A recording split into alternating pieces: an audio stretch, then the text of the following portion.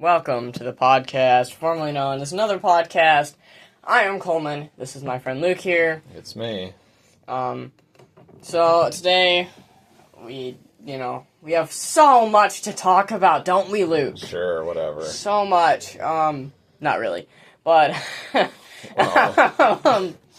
Another strong start. So, okay, we're going to launch right into this. No context. Galen Erso is the bad guy in Rogue One. Okay. Yeah. Why? Well, okay, first of all, let's establish that we both know who we're talking about here. Remember who Galen Erso is? No? The last name sounds familiar. Yeah, well, because that's his daughter's last name, too. He's the scientist guy that, like... Oh, is it, Jin's father? Yes, okay. It's her father that, like, he's the bad guy. Like, she's all weepy because he secretly loved her all those years that he was designing the Death Star, but he's the bad guy. And they don't realize this. There's no way actually to realize it until you get to A New Hope. But what I want you to understand about this, right? The way that, Luke and all those other X-Wing pilots were supposed to be able to take down the Death Star. Sorry, I should include the Y-Wing pilots. They helped, I'm sure. It was his schematics, right? Like, I'll give you, like, I built this weakness into the Death Star, and they don't know about it. And, if you just can hijack the plans, you'll see right where I left, the big target to shoot or whatever. But here's the thing. They got the schematics, right? And using the targeting data provided them, the torpedoes didn't go in.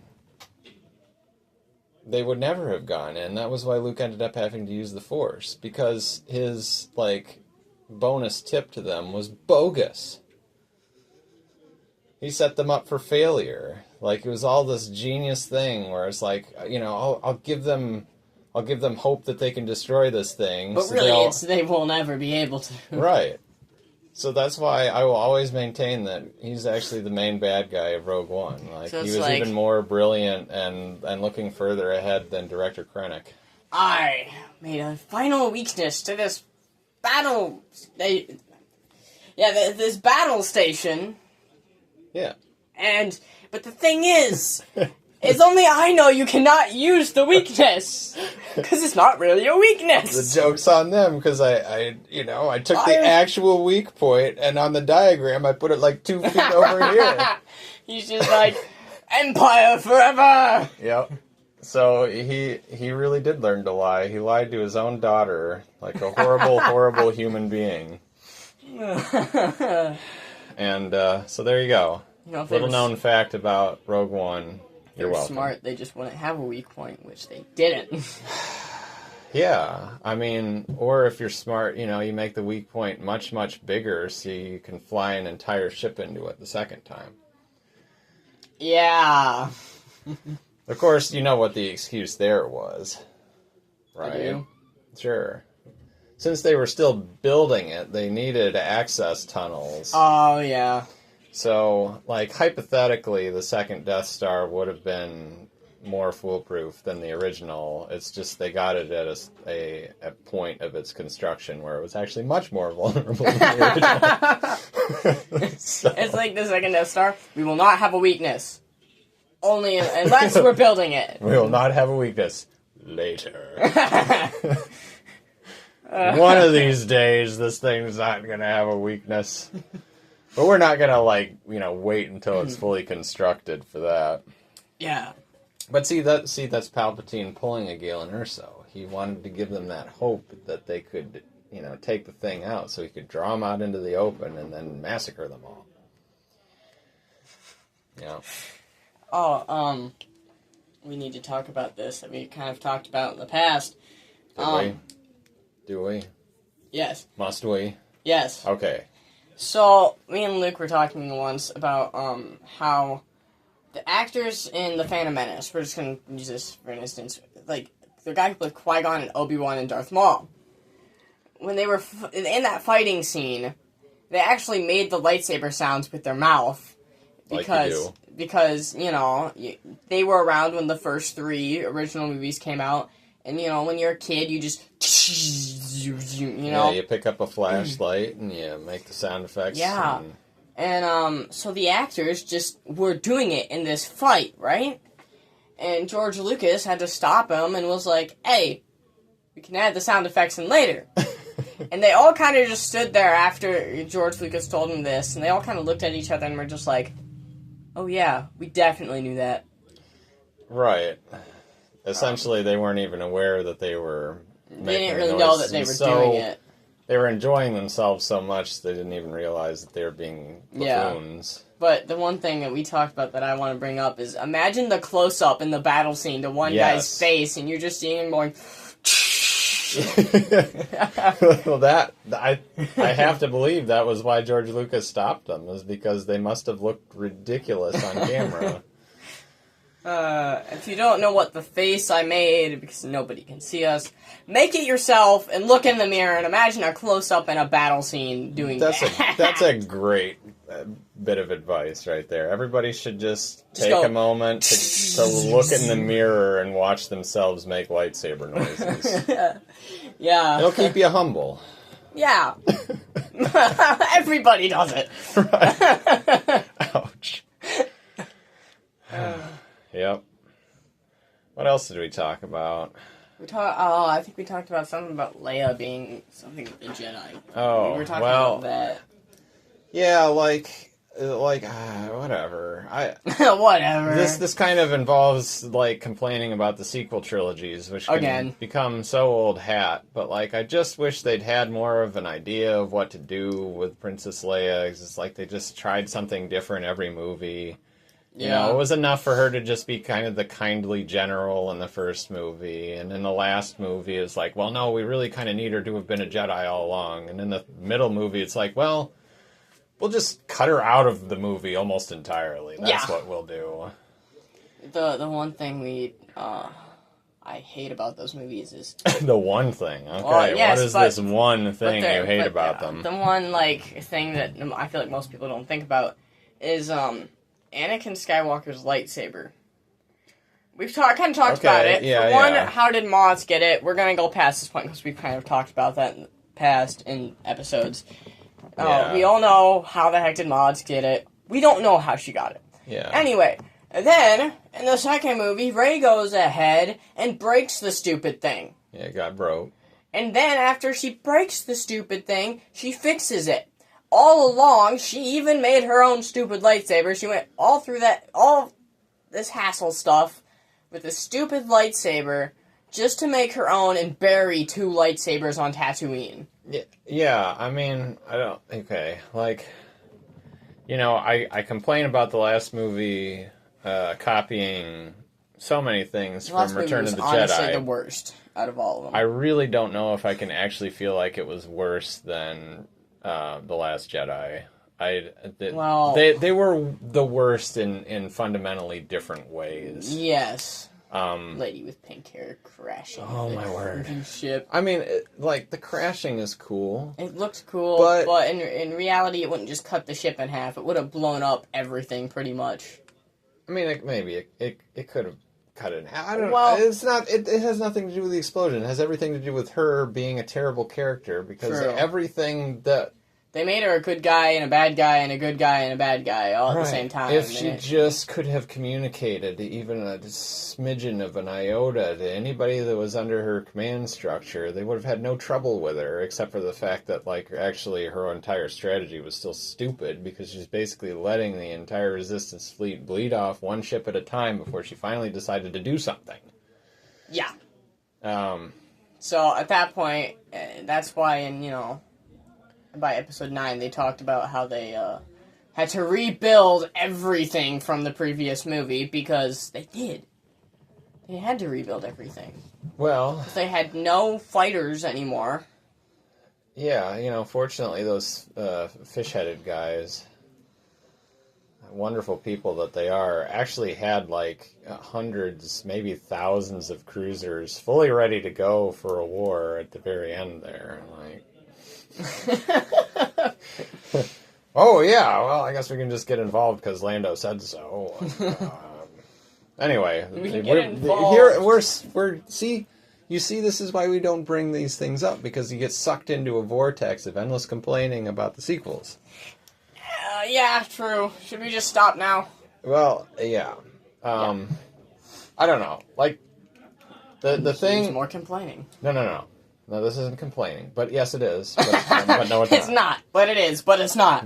We got started on this because we're talking about Princess Leia. And the unfortunate, uncashed chip about Princess Leia, the real meat and potatoes, is that, like, nothing ever again approaches the fact that she had to live the rest of her life carrying around the destruction of Alderaan, knowing that, like, that happened. Her whole world that was her, family, friends, planet that she grew up on. Yeah, that was her house. That was punitive action against her refusal to tell the Empire where the Rebel base was. I would have just said where the Rebel base was.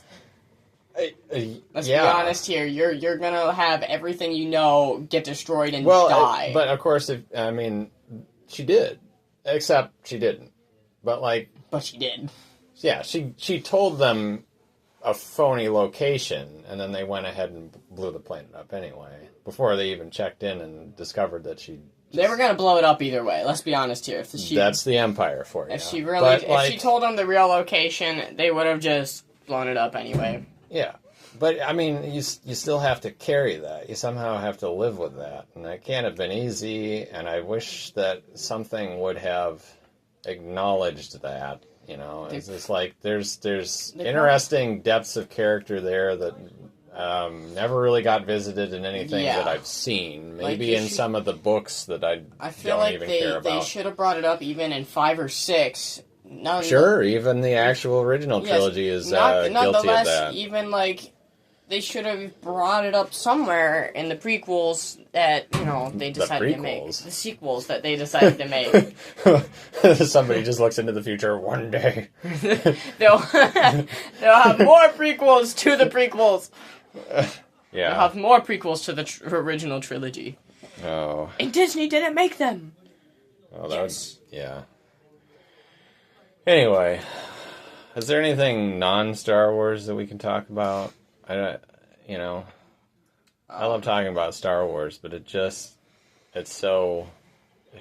we do it way more than everything else. Yes, I've already been complaining about that. But. I do have to talk, I do have to tell you about this. So, a few episodes, probably about 8 episodes back, you talked about, you gave me this idea that what if Voldemort's Horcrux, because he looks like the snake when he comes back, right? Oh, you gave me the idea of, what if the snake Horcrux brought him back? Well, that's how it works. Do you know how I figured this out? No. So, for the people watching, if they haven't watched this episode, Luke gave me the idea that when Voldemort dies, the reason he came back as the snake was because Nagini, the snake, was a Horcrux, and that was the Horcrux that brought him back. Well, I figured out that's how it works. That's the one that brought him back. But the reason I figured this out was because I was watching the Chamber of Secrets movie. Okay. And when he's in the Chamber of Secrets, and he's looking at, and he has the diary and all this, Tom Riddle literally says, "I'm coming back. I am Lord Voldemort. I'm coming back." Tom Riddle was Voldemort. His diary was bringing him back, and that was the form he was coming in. He was coming back as Tom Riddle. Oh. So, that was actually Voldemort. He was coming back as Tom Riddle. So when he died again, Nagini brought him back, and that's why he turned into that snake human. Because that was actually Voldemort in the Chamber of Secrets all along. Most people don't think of it, but No, I wouldn't have thought of it's that. more, if you watch it, it's clear. And I wouldn't have thought about it, but I was thinking of that question. Because I watched it, like, the week after we had that conversation in our podcast. So this is just kind of a goofy supposition that maybe some people have known for as long as this has been around, that's just the case. So we're and now we're we're probably looking like idiots, but I mean, but you had that idea, and I just wanted to let you know that you were correct there. That's how it works. So that all the more makes me wish that there could have been Locket Voldemort, or he just has chains all around him or something. Yeah, that would be so cool. Like metal legs, I don't even know. I'm a metal man. Or a rock. Imagine he has a Horcrux of a rock. Yeah, his pet What would rock. he come back as? I can't remember his Horcruxes. What if Harry brought him back? What form would he come in then? Just be a Harry clone. That would be so dangerous, though. There you go. You could just kill Harry and just be Harry for the rest of Perfect. All these ways that would have been better to go. It's too bad that Voldemort was defeated. Here are the Horcruxes, because, we brought them up. We have the Nagini the Snake. Okay. We have, the Locket. Okay. We have the Lost Diadem from Ravenclaw. We have, the Diary. Whatever a diadem is. A crown. We have the Diary. Okay. Crown, that would have been good. We have the Cup. Okay. Then we also have the 7th one. Well, no, the 6th one before the 7th. That one is the Resurrection Stone Ring. That was his 6th one. Oh, one of them was a ring? Yeah, and that's why... go figure. That's why Dumbledore's hand turned purple-ish and was all black, because he got cursed from the ring because he was an idiot and decided to put it on. I think Dumbledore just enjoyed suffering. This is another argument I'm going to make in a second. And then we have Harry for the 7th Horcrux. Okay. So... I've got 7 fingers there. So now to the Dumbledore argument I got to make here. Okay. They say Dumbledore was the most powerful wizard that there possibly was for his time. He was. They were like, he's the most powerful wizard. Until he's so Neville wise. Longbottom came along. Yeah, sure. Yeah. Anyway, he's like, he's so wise. He's so amazing. And he was an idiot to put on the stupid ring. Like, no, he knew better. You don't understand. He knew better. Oh, Neville Longbottom gave him such a hard time that he just decided to put the ring on. No. Because he knew he was gonna die. I just mean that, like, he seems to enjoy pain.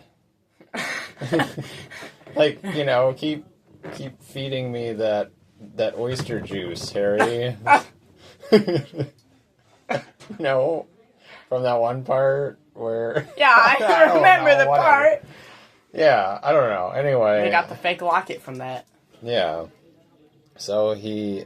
Oh, yeah, all that was all just for a decoy. See, but that proves it. Like, he probably knew it was a decoy, and he's like... Probably. I'm going to do this anyway, because it's going to suck. So, we can... Okay, this is... now, this actually makes a lot of sense if he did enjoy suffering. Because, there was rumors out there that in the Harry Potter universe, forever, in the books, that he was the reason his sister got killed. He had a sister? Yes. Okay. That was the lady in the painting in Dumbledore's brother's room that went to the Room of Requirement. He had a brother? Yes. Wow. Think of all these siblings he had. He had a brother and a sister. So he was the reason... His brother blamed him for his sister's death, and so did everybody else. Yep.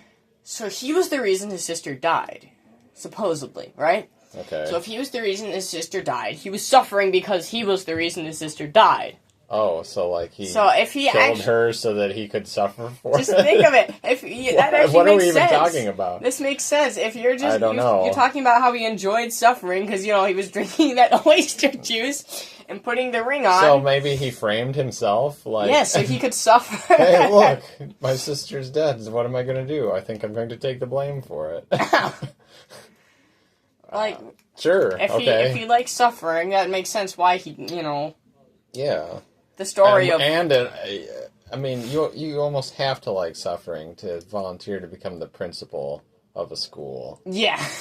So, of somebody that could either save or destroy everything. that too. Considering he was also the reason Tom Riddle was such a powerful wizard. He also suffered in that case because he knew he was the reason why Tom Riddle was the way he was. He knew he 'Cause was he gave- the way he was. What? Okay, Dumbledore gave Tom Riddle private lessons. So Okay. Tom Riddle was Voldemort. He Yeah. was powerful. Okay. Dumbledore knew why he was powerful, and that was because he was giving him stupid private lessons.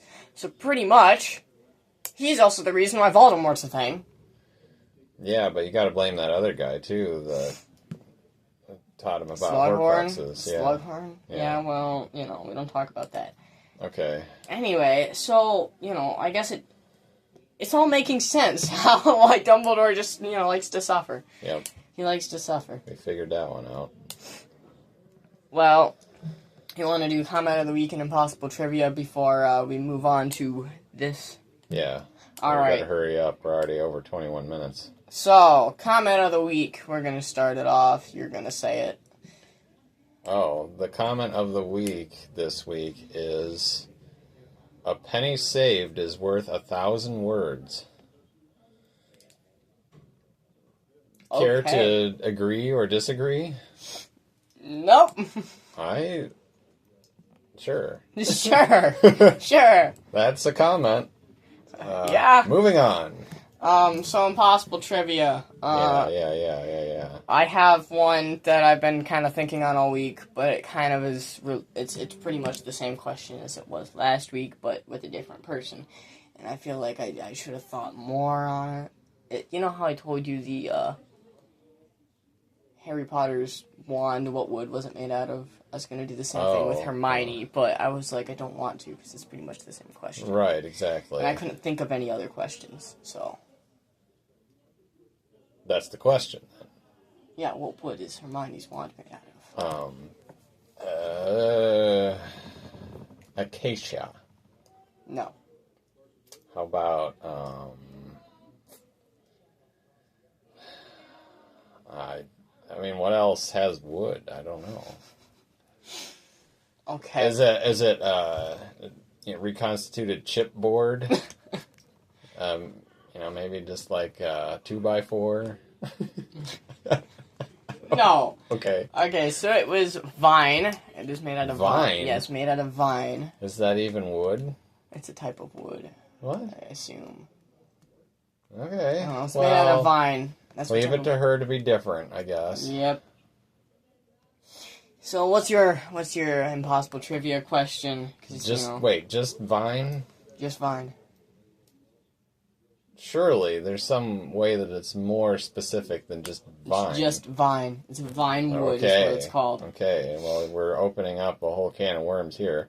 Yeah, well, moving on. So my impossible trivia question.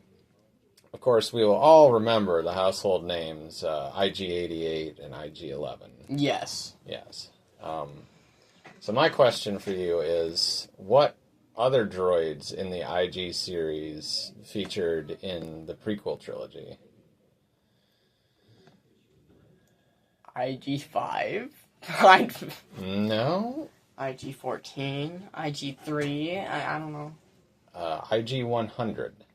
100. The IG-100 series was the make and model of the Magna Guards for General Grievous. Oh. Yeah. So they're an IG droid. They are. Oh. You wouldn't necessarily know to look at them, You but they are. you wouldn't really know because No. of what we know as the IG units. They're like a complete different model. Yeah, they've got like a coffee maker head, whereas Yeah. Magna Guards just look like Terminators, pretty much. For Yeah. the cape thing. So in other words, you're saying that General Grievous's model was a newer model than the other IG units. Yeah. So they were apparently. IG-100. So what's funny is Well, see, here's the thing about IGs is maybe they count down, because the first time you see IG-88, it doesn't necessarily mean that, he wasn't built significantly earlier, but He that could was in have the been. originals, which is later. IG-100s are the earliest, and they're the biggest number, and then IG-11 doesn't show up until, like, after all that. Let's see. I don't know. Anyway, we're done with that question. I wanted to let you all know that my wrist hurts today. And I think he's... Let's be honest. We could all say he's getting old, but no, that's not the answer. I think he slept on it wrong. I'm not getting old. I am old. Okay. And so then the last order of business, because this is already running super, super long, we have to address our diorama here that's going to be the Photo. picture for the episode. There's wordplay involved here. And I don't know whether should we encourage people to deduce what the wordplay is. I think we should... Or should we just explain it? I think we should tell them it next week. Okay. And so this week's episode, we should have you try and figure it out. Yeah. And comment it. And also comment something idiotic and stupid and funny for comment of the week. Preferably. Because, we did not have, Not a real comment of the week. Not Just really a a fake real one. Yeah, just a fake one, which we could say any of them are fake. But, Yep. anyway, I think is that it? Sure. So remember, try and figure out the wordplay to this little thing we have going on. Yeah. Good luck. Alright, this is another great episode of the podcast, formerly known as Another Podcast. Yeah. I am Coleman, this is my friend Luke here. It's me. And we are signing out. Bye.